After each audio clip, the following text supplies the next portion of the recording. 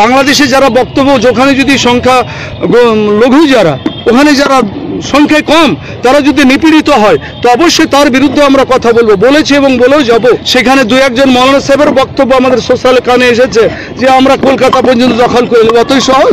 আমরা থুতু ফেললে পারি যে রাজ্যটা দেশটা ডুবে যাবে, তারা আমাদের দেশ কেড়ে নেবে, অত সহজ নয়। জমিয়তুল উলামায়ে একটা স্বাধীনতা সংগ্রামী সংগঠন। সকলে আপনারা জানেন যে 190 বছর ধরে ইংরেজদের বিরুদ্ধে লড়াই করেছিল স্বাধীনতার জন্য, এবং আমাদের মুরব্বীরা আমাদের বড়রা তখনকার দিনে মহাত্মা গান্ধীর সাথ দিয়েছিলেন। নেতাজি সুভাষচন্দ্র বোসকে আফগানিস্তান হয়ে জার্মানি যাওয়ার সুযোগ করে দিয়েছিলেন। তাদের উত্তরসূরি আমরা জমিয়তের লোক। কাজী ভারতবর্ষের মাটিতে যেখানেই অপ্রীতিকর ঘটনা ঘটুক, সাম্প্রদায়িক দাঙ্গা হোক, আমাদের জমিয়তের ভূমিকা হচ্ছে জাতি ধর্ম নির্বিশেষে হিন্দু মুসলমান সম্প্রীতি কাঁধে কাঁধ মিলিয়ে এখানে দেশে বাস করে। কাজেই আমরা চাইব হিন্দু ভাইদের যে সমস্ত মন্দির রয়েছে, খ্রিস্টান ভাইদের গির্জা রয়েছে, তারা তাদের মতন করে তাদের সম্পত্তির নিয়মে আইন কানুনে সংবিধান যা সুযোগ সুবিধা দিয়েছে সে অনুসারে তারা দেখাশোনা করুক। কিন্তু আমাদের সম্পত্তি ওয়াকফ সম্পত্তি, অনলি ফর মুসলমানদের সম্পত্তি। কেন্দ্রীয় সেন্ট্রাল বোর্ডে 20 জন সদস্য 20 জনই মুসলিম থাকবে, রাজ্য সেন্ট্রালে ওয়াকফ বোর্ডে 12 জন সদস্য 12 জনই মুসলিম থাকবে, এবং ট্রাইব্যুনালে মুসলিম থাকবে।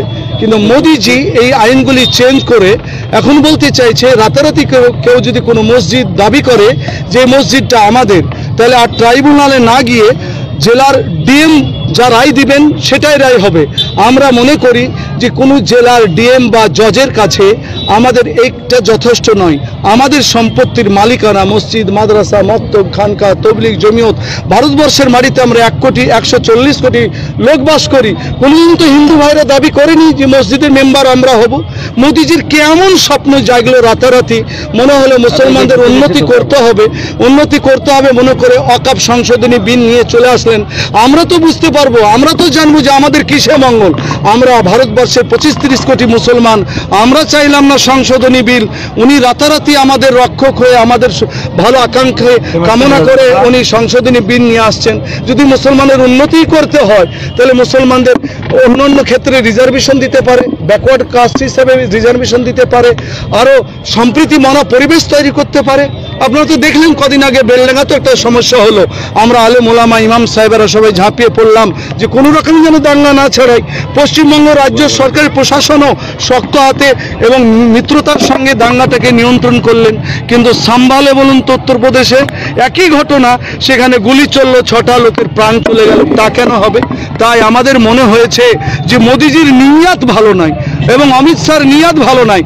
এরা রাত্রে এক রকমের স্বপ্ন দেখে আর সকালবেলায় উঠে মুসলমানদের কি করে সার্বিক দিক দিয়ে ক্ষতি করা যায় তার প্ল্যান আটে।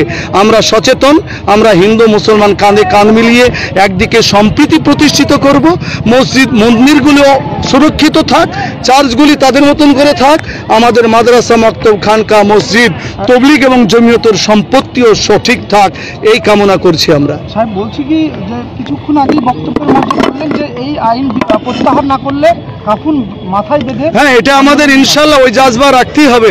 কারণ পানি যদি সরিয়ে নেন, মনে মাছ তুমি আনন্দ করে ঘুরে বেড়াও কিন্তু পানি দিব না, তো ভারতে মুসলমান তোমরা থাকো, জমি কেড়ে নিব তোমাদের, তো আমাদের মসজিদ মাদ্রাসা মক্তব থাকবে না।